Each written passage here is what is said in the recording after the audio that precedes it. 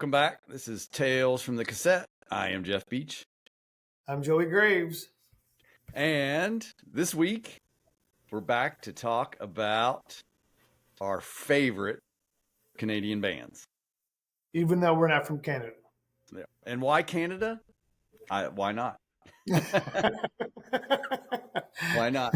Actually, I think this was an excuse to talk about Honeymoon Suite, which I'm sure will come up later, and that's the only reason we're doing this tonight. Possibly. So, but before we get started, maybe we'll say thank you to everybody that has watched and listened to our previous show with Frankenstein Creations. Yeah, Ken Party. Yep. That was a good talk. It was a good talk. He is the man. Just we talked to him a while after we got stopped recording, and that's right. We probably had another 20 minutes of conversation at least after we terminated the podcast. And the man is just super intelligent. I mean, you can just tell. And he is into his craft. Loves Absolutely. what he does. If you've listened to that show, you are aware that he loves what he's doing. We sort of stopped it at the hour plus that we were at. And like I said, we talked to him much longer. We could have had probably a 3-hour show easily. I don't think I had that much space on my recording to get that, but I think we could have gone. We will have to, at some point on a future project that he completes, we will have to talk to him again. Yeah. Good guy. Fun stuff that he does. Just there's the Dress to Kill. There's the Elder out there. I'm sure he's going to have some more projects soon. And when he does, we'll see if we can get him back on. Yep. So, related to that, before we get started today, I have been seeing the videos from Kiss Landlock in Vegas this weekend. Yeah. As I'm watching that, I wish we had gone. Yeah, I do too. Always regret not going on the first cruise, and now I'm going to regret not going on to Las Vegas. And yep. So I know my life is full of regrets. Well, we'll have to look at possibly doing that in a future time. So, since we probably talked about it last, so Eric Singer decided that he was going to be there. So all 4 current members are there and performed an acoustic show and a electric show. Yeah, Unmasked Electric Show. Yeah, Unmasked Electric Show. And then I think they had a lot of fun with it. From what I saw with the Unplugged show, they did some things that they didn't really do, in their tour. And then I saw in the Electric Show that was posted today, they did Take Me, which you didn't usually see. Got to Choose, which was in their Unplugged. Watching You, Love Her All I Can, Let Me Go Rock and Roll, Do You Love Me? And they did Lick It Up and Rock and Roll All Night with Bruce Kulick on stage. Yeah. Bruce is a good guy. Bruce is a good guy. And so it was good that he was there. I know he did some things, I think, on his own as well while I was there. And then what else did they do? There was an Unplugged show that I had the playlist to earlier, and they had some good ones as well. So yeah, we have to think about that going forward. No big news really coming out of that I was able to say. They're still working on the avatars, which they said was probably a couple of years away from really being in the right place, whatever that means. Yeah, and then there's the movie, but they've been talking about a movie for I don't know how long. 3 they're still casting. They haven't started filming yet. So it's like Doc McGee had an interview in there, and so he said that they're still casting for that movie, so it's not coming soon. Now the documentary is in production. Yeah. So that is actually probably the closest thing that we're going to get. So, which I'll watch. yeah, It'd be absolutely. great to go see if it plays at a theater somewhere, and Mm-hmm. And then I'll the see only it. other thing, Peter Criss announced a new album. I don't believe it's out. I think it's a single. A single came out, which I actually have not listened to. Yeah. I have listened to bits and pieces of it. um, I'm just not a, I'm just not a fan of Peter Criss, man. No. I'm just I think not. it's the smartest Never thing have that I been saw. really. So I don't know if he's ever done this before. Smartest thing I saw was him taking his last name and the two S's and turning them into the Kiss logo S's. Yeah, I saw that. Yep. He should have done that a long time ago. Well, actually, what he should have done is he should have been in Vegas this weekend with the band. Yep. Yeah, should have been there. Yes. So, but that's for another topic. We will talk in the future. The Alive box set is coming out soon. Dress to Kill's box set came out recently, so maybe we'll have a discussion on the recent box sets in an upcoming podcast. Let's do it. Let's do it. But tonight we're going to talk about Canada. And we're going to talk about our favorite artists from Canada. Not the best. You can pull up a list of the best. And I saw some of the list of the best. And I was like, if that's the best, it's not good. It's the best of somebody. I don't know who, but yeah, that wasn't my best. I mean, I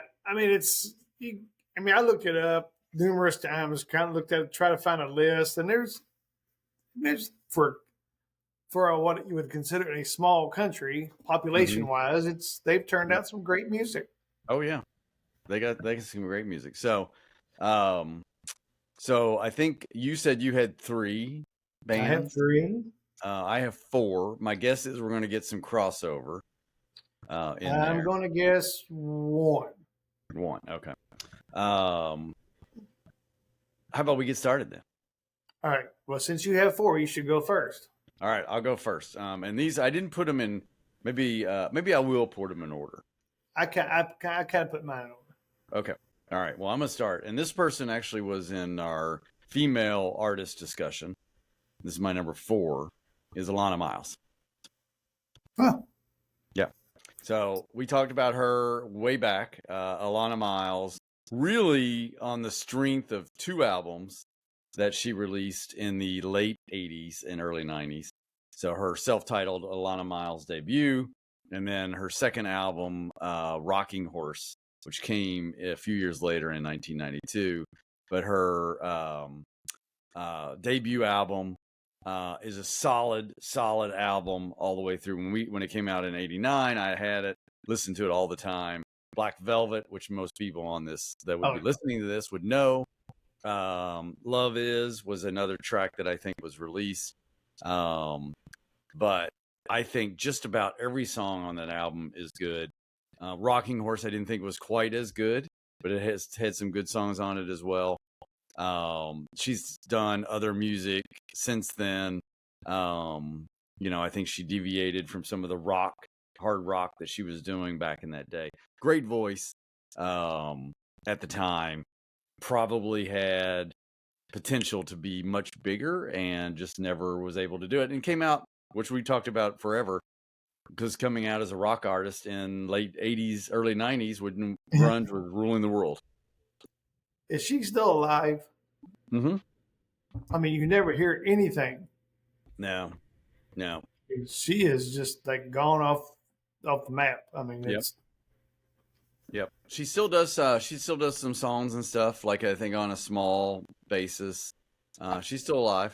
Yeah, when I was pulling up some stuff on her before, she birthday parties and bar mitzvahs. Doesn't say that she's performed at any recent parties, but yeah, she was doing some things as recently, very recent. The last album she released though was in 2014, so it was a while ago. Wow. I mean, she's probably probably around 70, maybe. She was born in 1958, so that would put her at 67. So yeah, I bet it's around 70. Yeah, 67. So 66, it says, according to this one I'm looking at. So 66, 67. Oh, she was born on Christmas Day. There you go. Oh, that's why. Yeah. Christmas Day. So that's my number 4, Alana Miles. Alana Miles. You look at that list, like you're talking about a female artist. Mm-hmm. She's not on my list, but Sarah McLachlan. Yeah. I mean, there was probably a year and a half, I don't know, back in the 90s where you could not go anywhere without hearing Sarah McLachlan. Yes. Yeah. And when we were in college, for sure. Yeah, I mean, she was quite attractive as well, but she was very talented, and Yes. she's kind of disappeared as well. Yeah, they're gone. All right, so I'll go with my number 3. Who's your number 3? I'm sure you'll remember this name, Killer Dwarfs. Killer Dwarfs. I did not see them come up on my list. Oh, there they are, right there. Yeah, Killer Dwarfs. I do remember them. I think I remember them quite often in the car rides. They have some great music. Yeah.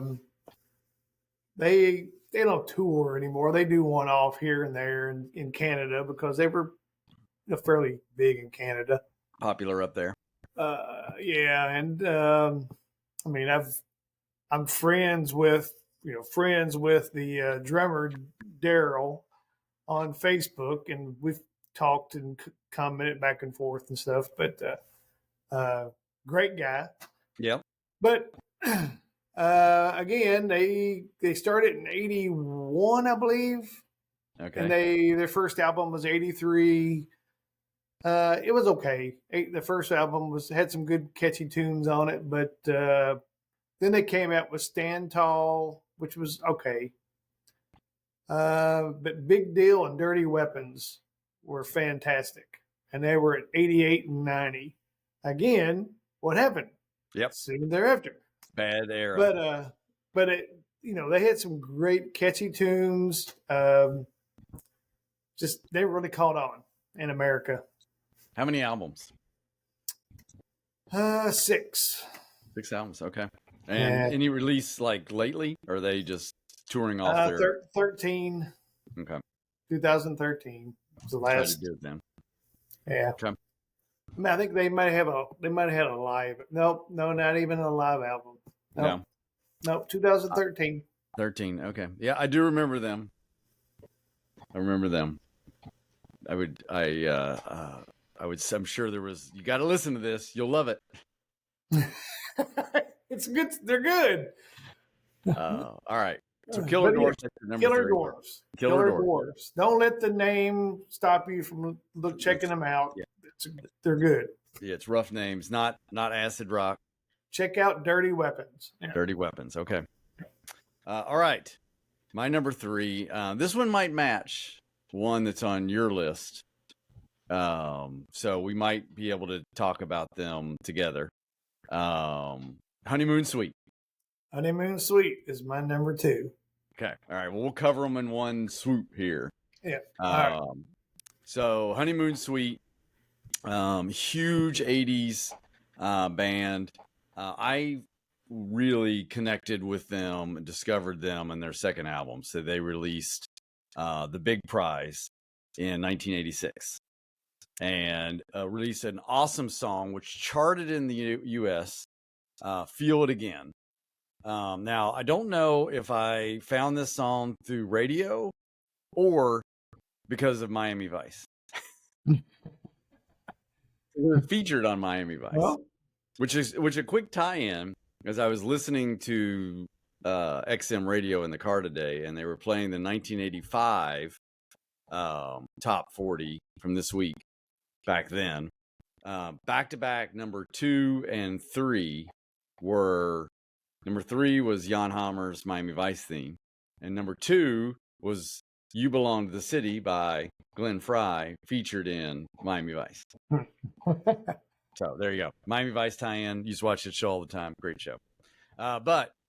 So they had a monster album when they released Big Prize. Had 4 songs that charted in Canada. 2 of those charted in the U.S.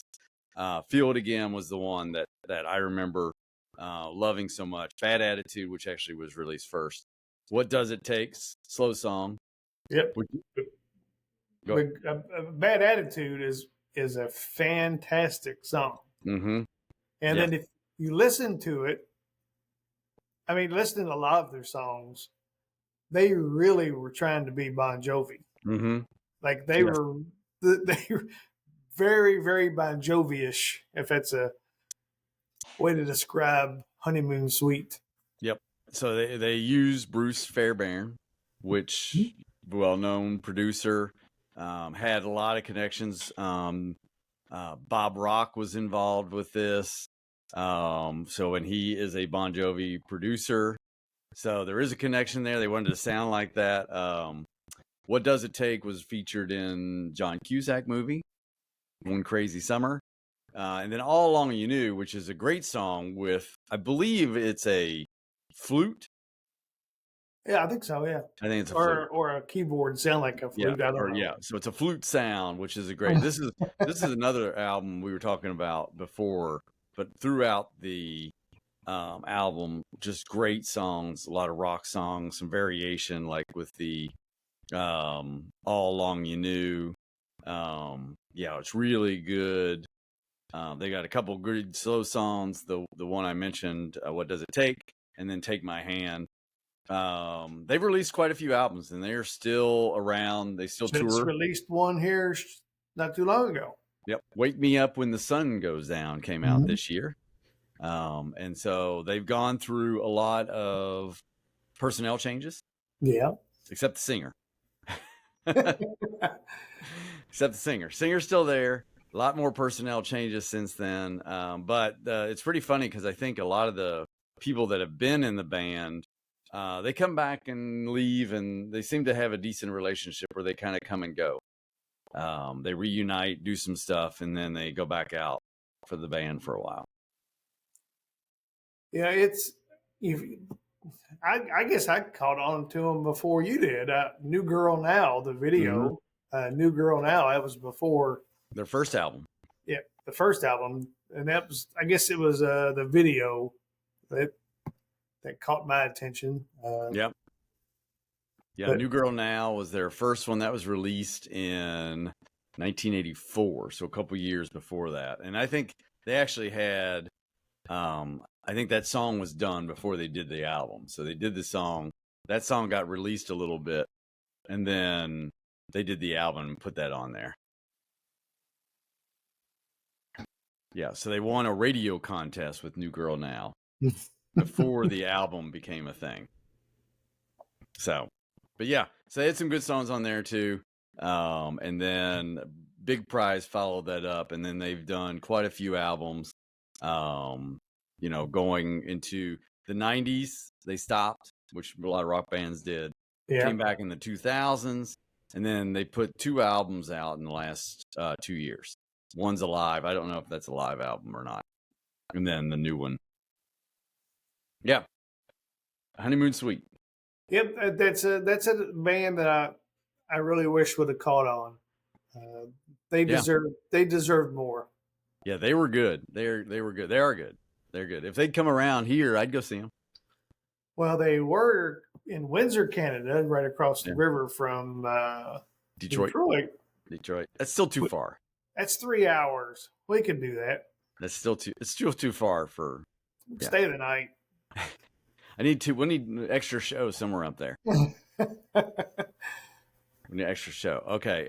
So that was my number 3. That was your number 2. My number 2. Yeah. All right. So that was. You go to the next one.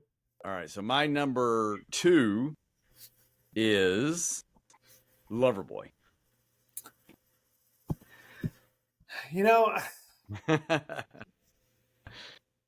Loverboy for the first couple of albums were fantastic. And then they got a little too soft for me with all the ballads. So no, but those 2 albums, first couple albums are solid. I mean, they are really good albums. So super solid. I mean, they started out their debut album, Turn Me Loose. They had that on there. They had The Kid Is Hot Tonight. So that was their debut, 1980. Then they followed that up with probably their most famous album, Get Lucky, which depicts one of the band members with the red leather pants on the album cover. But that was Working on the Weekend, When It's Over, Gangs in the Street, Lucky Ones, Take Me to the Top. Huge album. I don't think I always knew Loverboy. It's funny, with all the 80s stuff that I ever owned, I never bought Loverboy albums except for Loving Every Minute of It. I owned that one, but I never listened to some of the other ones. But in college, I got a hold of this one, and so I knew the songs that were radio hits. But then I got to hear the whole album. The whole album is awesome. Yeah. Oh, that's great. But it wasn't until I was in college that I listened to the whole thing. And then that was so good that I went back through the whole catalog. They released Keep It Up after that, which was not as big. You had Hot Girls in Love, Queen of Broken Heart, and then the one I mentioned, Loving Every Minute of It, which was an awesome music video on MTV. But really, really nothing else on this album matched the success they had before that. No. And that was it. Now, it's funny, though, this band, so they released albums into the 80s. They had one out in the 90s. They released one in 2007, one in 2012, and one in 2014. This band is highly active, though. They tour every year. They're going to be in Troy in 5 days, right? Oh, they are? I didn't know. Who are they with? They doing themselves? Or It's just them. Wow. Headlining 5 days. You going to see them? I could. What's five? I can't do 5 days. You can't do it in 5 days? No. Well, I can't really help them arrange a different date. I know. It's but 5 days or nothing. You go see. Why don't you go see them? Introduce yourself. Get them on the podcast. Yeah, I'll do that. Get them on. But they are highly active. So entertaining. They still sound good. They are having fun. They tour with about every 80s band possible. They've been out on the road with Journey, Styx, Bryan Adams, you name it. REO Speedwagon. Usually they're attached to that bill somewhere. Yeah, I would go see them. I would think I would enjoy it. Mm-hmm. Yeah, they've got so original members: Mike Reno, lead vocalist, still there. Original lead guitarist, 3 times the size that he used to be, but he's still there.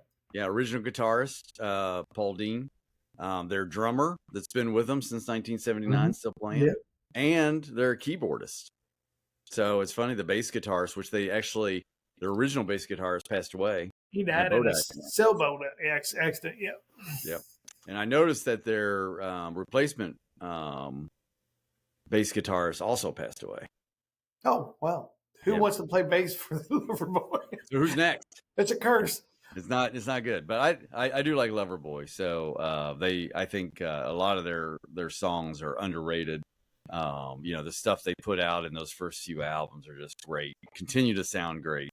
They released a live album recently, and they went back and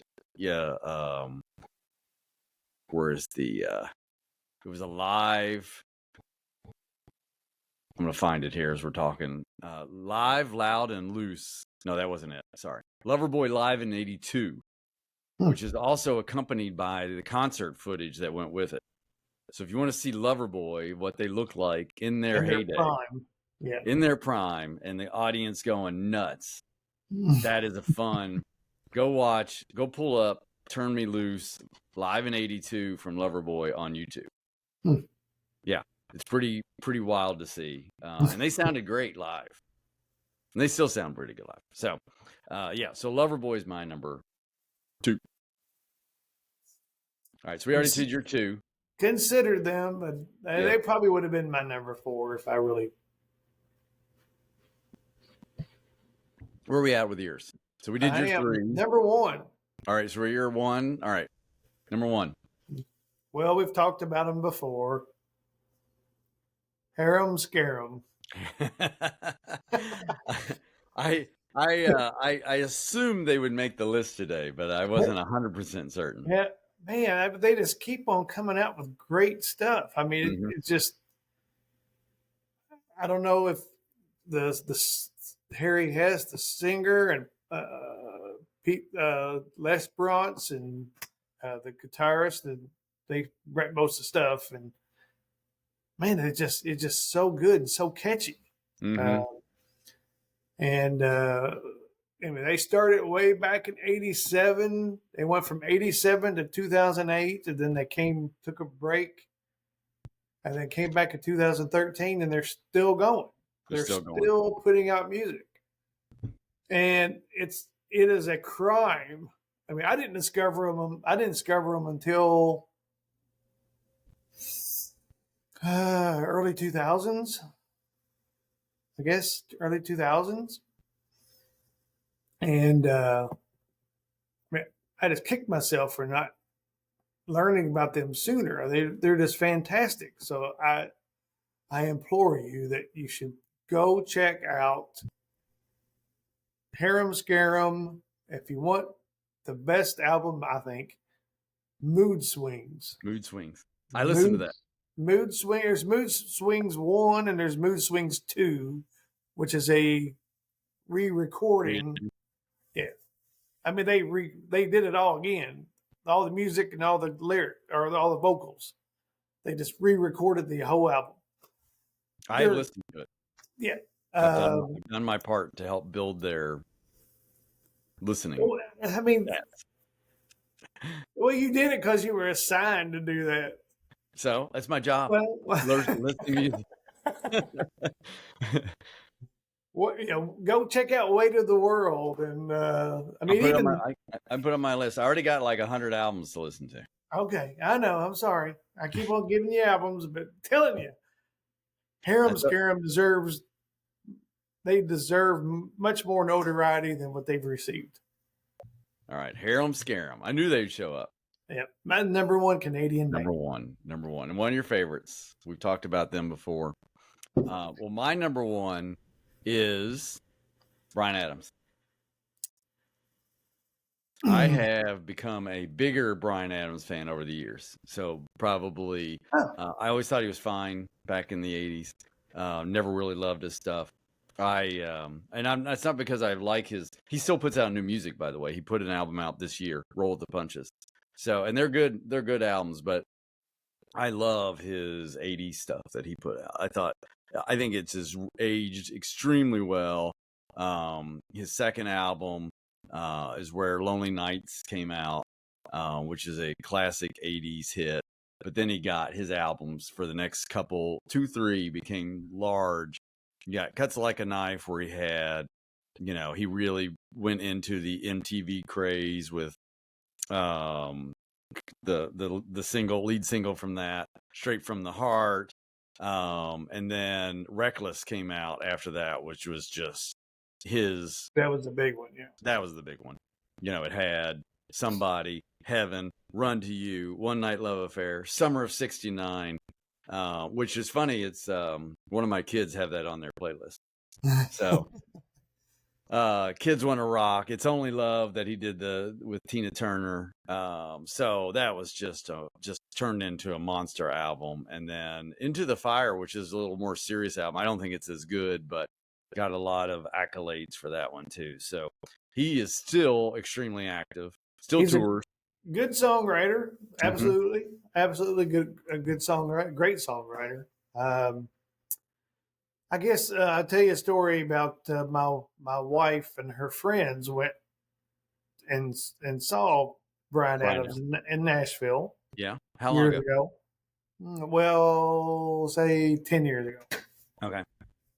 And they kind of bought not a meet and greet, but they were allowed in this kind of restricted area. And then he came through, and one of my wife's friends has always been a big Bryan Adams fan, and she went all gaga over him, and I was told that he was a dick. Really? Yeah, he was he did take a photo of him with him reluctantly, but was not a very nice person. That's disappointing. That's unfortunate because I always thought Brian Adams would be a cool Yeah. dude, you know? Yeah. Well, he comes off that way still, that he is a good person because in his, because he's doing all these things. He's very public. He's still so active. He's all over the place. Heavy tour. I was supposed to see him. I think I had mentioned in the previous show that back during COVID with Bon Jovi, he was opening. I forget. He's touring with somebody this year. I'd like to see him. I haven't seen him live. I listened to his live albums. They're good. But I think his old stuff ages really well. His new album is on my list to listen to. It's on my saved Spotify list, but I just not got to it. It's called Roll with the Punches, and probably just came out 2 months ago. So he's still putting it out there. So he has one of the best-selling singles of all time. Can you name it? Probably Summer of '69 or Heaven. Nope. No? All right. What is it? Has something to do with Kevin Costner. Oh. The worst one. Notice I didn't mention I do it for you. Yeah. It was everywhere. It was everywhere. Oh my God. That's probably why I wasn't a big Bryan Adams fan in the mid '90s, because that song was so obnoxious. It's a well written song. Don't get me wrong. I think it's a well written song anyway, but I don't like it. I liked it the first 10, 20 times I heard it, but it just got so old. It's like, oh my God. Yeah, you notice I didn't mention it. Was funny when I was doing my research for that, and I was going through all the stuff that I liked, and I saw that, and I was like, oh, and I just went on. Yeah. That's not a good one. He does have some good live stuff too, if you like to listen to live albums. Some of the albums that he has put out, he's got several concerts. In fact, recently he started doing some concert recordings that he did in Albert Hall, and released those just in the last couple years. So what's the I know he has a acoustic live album. Mm-hmm. MTV Unplugged. He did that one. Was it? I think he's got a couple. I think he's got one called Bare Bones. He did do an MTV Unplugged album in '97. I think I'm thinking about Bare Bones. Okay. Yeah, he's got a couple. I mean, his material really sounds great acoustically. Yeah. It ages well. Like I said, it shows up on list. I think I mentioned my kids have it on their playlist. I think that's Summer of '69 at least has been a song that has trickled down with other songs from that era that kids nowadays like. What Brian was 10 years old in '69. Yeah. He doesn't remember that summer, but he was writing about it. That's one of those where he needed a rhyme and it sounded good. Yeah. Well, the funny thing is that was not going to be the title of that song. What was it? Oh, now see, I knew you were going to ask this. I was thinking about it because I've heard the story, but it was going to be the other part of that. Keep talking and I'll tell you what it is. You're not talking. We'll go back to that song that you love so much, Everything I Do. Yeah. 15 million copies. Yeah, that is crazy. I mean, that is nuts. Yeah. Now we'll see on Spotify how many listens that song has had. Yeah, I can't remember. I'll look it up. You look it up, the Spotify listens. I'll look up.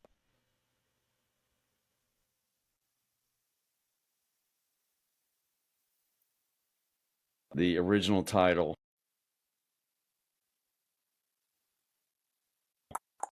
Best Days of My Life, which he says in the song.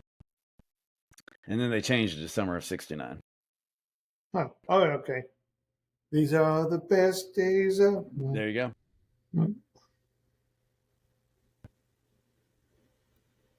You got Spotify listens? Yeah, but I can't really tell because there's so many different. Oh yeah, I mean, he's got 25.8 million monthly listeners yeah, he's still popular. compared to what's Kiss monthly listeners. Kiss is he has more. Kiss Yeah, only has 18.1 monthly listeners. he's popular. Well, yeah, he's more popular than I thought. Yeah, he's big. He's big. I think he's gotten way more popular. He's one of those artists that has aged well in terms of music years. Huh. So I think his stuff, like I said, I think that song is one of the songs that younger people are downloading, like Dreams from Fleetwood Mac. It's showing up on kids' playlists. Hmm. I'd go sing live. I would. I Oh would. yeah. All right. Well, when he comes to Troy, we're going. I don't know We're if going. it's going to come to Troy, but You never know. You never know. we're hoping to get Collective Soul next year, though. All right. Okay. All right. Well, that is our show, Canadian artist. We hope you like that. We wanted to talk about Honeymoon Suite. That's been on our potential artist list. This is a great way to fit them in. So we've gone a couple. Well, I guess we talked about Kiss with our guest last time, but it's probably time for another Kiss episode. We should probably have another Kiss episode sometime in the future. Yeah, sometime in the near, maybe after Alive gets released, we will do that with Dress to Kill. Okay. Talk about those two.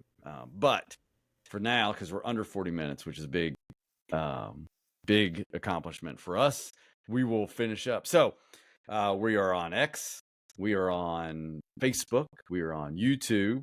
We need your comments, we need your feedback, we need your likes and shares.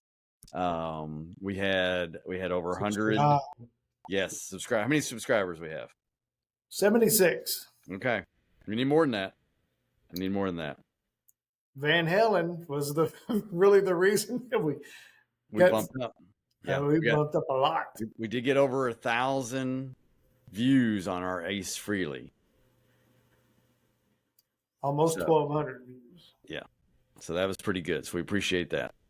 So, but you know what? Before I want to go, the one I was I put them on my list not because they're one of my favorite Canadian bands, but I thought we should do where we pick the bands and we talk about them. This was one that actually showed up on my list of overrated bands. But now that they have reunited and they're going to go on tour, we should have a future podcast on Rush. Rush. I've seen them live. Have you? Okay. I did. Yeah. I was thinking that would be when they go on tour, we should do a podcast about them. Okay. I'll do that. And they have never been one of my favorite bands. I will go listen to a couple of their albums. They were a bit too experimental back in the early days for my taste. Yeah. And then they got into more of a mainstream, and it was better. Yeah. So yeah, we'll put that as a future show. Okay. When they start doing their big tour, because they'll be popular. Yeah. Rush. I mean, Rush has some great. As musicians. Yeah. I mean, unfortunately Neil Peart passed away, but right. All of them. I mean, seeing them live, Geddy Lee playing the bass and playing synthesizer with one hand, and they'll go back to the bass and and singing all at the same time. It's great. I mean, he's super talented. All right, so future show idea. Okay. All right. Okay. Well, thanks for listening tonight, and we will be back soon. We've been pretty good getting our every 2-week cadence down. We'll try to continue to do that. Until next time, I'm Jeff Beach. I'm Joey Graves. Thanks for listening, watching. Like, subscribe, share. See ya.